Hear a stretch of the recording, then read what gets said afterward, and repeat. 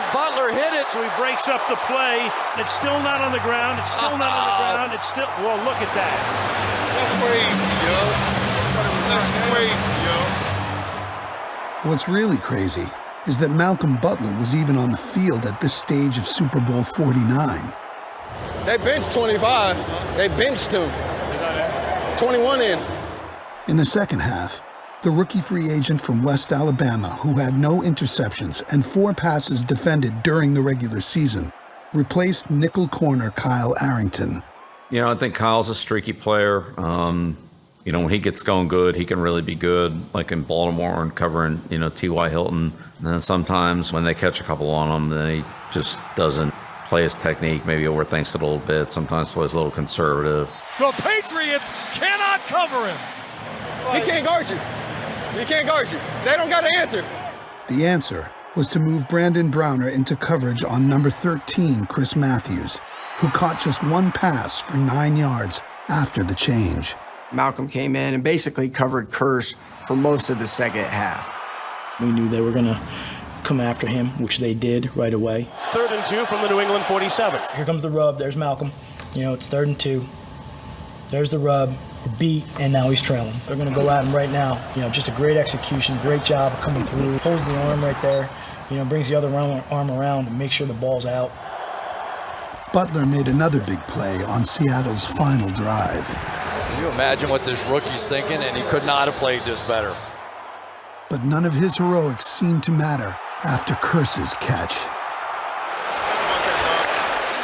1st and goal at the 5. 1:06 to play. Russell under center. He hands to Lynch. He goes left. He pounds it down the line. Unbelievable play by Hightower. Unbelievable play. The most unsung but the biggest play of the Super Bowl. From up in the box, I mean, it looks wide open. I mean, it was wide open. I remember texting 2 days later. I said, have you seen this play? I said, how in the world did you do this? He bench presses Okung off of him, and he tackles Lynch with his shoulder. And now New England has to think about taking a timeout. When he got down there, you know, I thought about the timeout. I knew they only had 1 timeout left. And when I looked over there, I don't know, something just didn't look right. They started on, and they started off, and now... Hey, you're out. However many seconds had gone by, and I'm thinking, all right, I'm not going to take them off the hook here by taking the timeout. If they want to use it, let them use it. And Matt said, you know, do you want the timeout? You want to call the timeout? Do you not want to call the timeout? It was a very lonely moment for me because he wouldn't talk to me. He wouldn't even look at me. He was just kind of staring across the field. You know, the clock is running. People were saying stuff up in the box, asking, were we going to take a timeout? I'd say, Bill, they're wondering about a timeout. He said, yeah, I got it. And you could see it when you watch the rewind or whatever. You could see Bill doing that, which is amazing. That's, again, the genius. He said, yep, I got it. Like we were in the meeting room right now. I said, no, just play goal line. They're going goal line. They're going goal line. We have different goal line packages. If they had 1 receiver out there, we'd have 1 corner in the game. If they had 2 receivers out there, we'd have 2 corners in the game. If they had 3, like they did on that last play, then we've put 3 corners out there. It was the first time we were in that personnel group all year. The situation had never come up where we needed to use it in a game until that very last play of the season. Thank God we had it. We spent a lot of time talking about it, and as a coach, and I guess as a young coach, you think it's never going to come up. And then here it is, the biggest game of our lives. Thankfully, Bill's a forward thinker, and no stone goes unturned. We were all ready for it. Josh, I remember him chiming in on the headset, Flo, send Malcolm, and Flo turning around and yelling, Malcolm, go. Malcolm, go! Malcolm was in for Kyle during the game, so Malcolm had to go in, you know, for Kyle at that point in the game. Let's go, Locke. Let's go. What's funny is if you look at the play, Browner is having a conversation with Malcolm, and he's telling him exactly what he's going to do. I'm going to jam this guy, and then, you know, we told Malcolm, just go. If you remember, Malcolm's matchup was really Kearse. But Browner had seen enough of those pick routes. He anticipated what was coming as well as Malcolm. So he was like, let me get up here and jam the point, you go. Malcolm had seen that in practice. Butler had seen it in practice. He just didn't stop it. The inside receiver got off the line and up into the end zone. Malcolm didn't really have enough awareness for the play, so he had to go all the way around behind the receiver and the defensive back, and there was just too much space. It was an easy touchdown. So the coaching point was, if they're close enough together, then you've got to be ready to get over the top, and the defender on the inside guy's got to jam him so that he can't pick the corner going over the top. The fact that the Patriots were even practicing against this play was a credit to Ernie Adams. Ernie would diagram plays that either he thought that they might run against this or that he had seen from a previous game. We put all these plays on cards, so our scout team offense, they can just come up, we'll show them this card. You're going to win or lose games at practice. I mean, there is no such thing as being a game day player.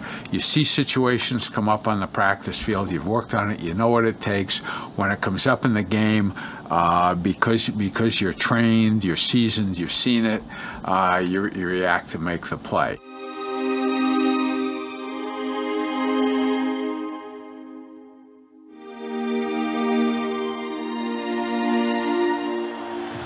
Second down and goal from the 1.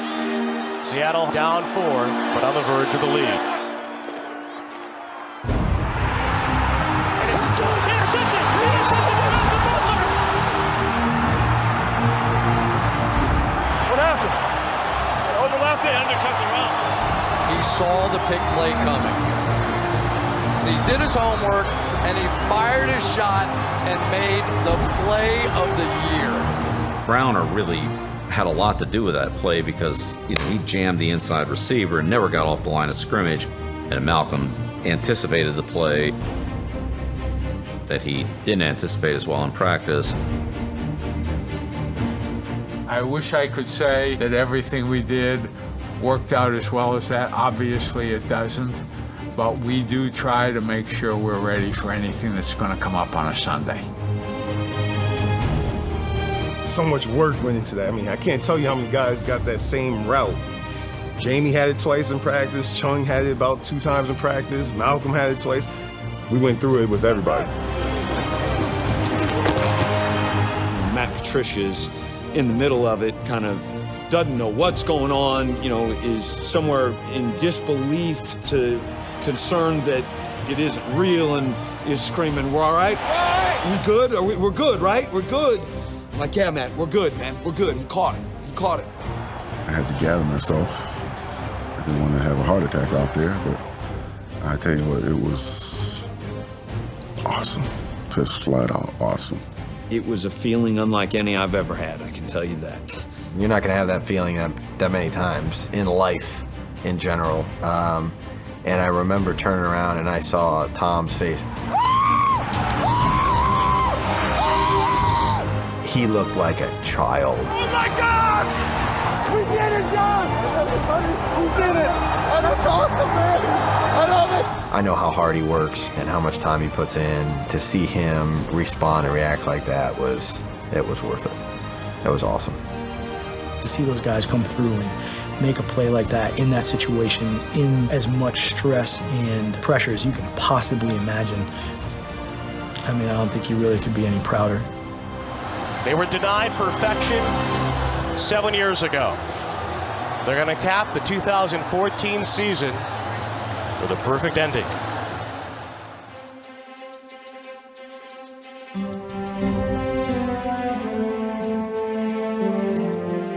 You dream about that happening as a coach.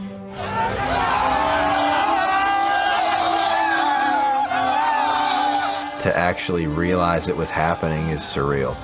This is cool, You're like, I'll remember this forever.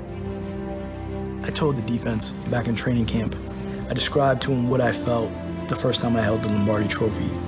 With the exception of holding my 2 kids the first time they were born, it's probably the most vivid memory I have. And I stood in front of them, talked about the weight of it, it's top heavy. It's heavy now! It's heavy at the top! Hold that trophy, bro! It's gonna be really dirty, there's gonna be fingerprints all over it. You're gonna kiss it anyways because you don't care. Let me kiss it! You're bonded for life with that win. That's a family atmosphere. That's what makes it so special, and that's why you got a bunch of guys running out there telling you to love each other. love you, man. We did it, bro. I love you. I love you. Bro, I love you too, man. Yeah. It was raw. It was real. Love you guys. I love you too. Love you guys. The champs, baby. And I think it was unique for other people to see it, although it wasn't unique for us to hear it. I love it, buddy. We have gone well past, I'm too proud to tell somebody I love them. Love you, man. It's okay to tell the guy next to you, if you really believe it, that, man, I love you, I'll do anything for you. And that's what they have here. And that's why the New England Patriots win football games. I want to thank the great coaching staff, the players, because we are all Patriots. And tonight, once again, the Patriots are world champions. It's a team that cares about each other. There's a lot of love for each other. We've sacrificed a lot for each other, and happy for all of them. Very happy for all of them. Great job. What a win. Great job. It took every second. You damn right. Way to go. I'm so happy for you. You too. I'm happy for you. I think that shows you how unselfish he is. And again, it's just another great demonstration of how tremendous a leader he actually is. Because in the heat of the moment, there's a lot of people that want to take credit for things. Did you ever think you were going to get your hands on another one of those, Coach? Sure did with these guys. We got a great team. We got a lot of great players. I love these guys. And here he is deflecting it totally onto the people that deserved it the most. Thanks for doing this for me. You gave me the best year of my life. You know what? You guys went out there and won it. It's a player's game. I'd do anything for you, Coach. I'd do anything for you. That's it. They're the ones who make it possible. The game's between the lines. They have to make the plays. They carry the fortunes of the team with them, with their decisions, with their execution, and it's hard. It's hard. The short amount of time that they have to make so many critical decisions on every single play, that's why pro football players are pro football players. I have all the respect in the world for those guys that can do that. My high school coach, I'll never forget him talking about how players win them and coaches lose them, and there's a lot of truth to that. The real truth is that this coach and this team won together because each man did his job. In the end, that's the feeling that I want all of us to have, is if I go out there and do my job, I'm very confident in the guys beside me doing theirs. Let me go out there and do the best job I can do it, what I have to do, then that's my contribution to the team.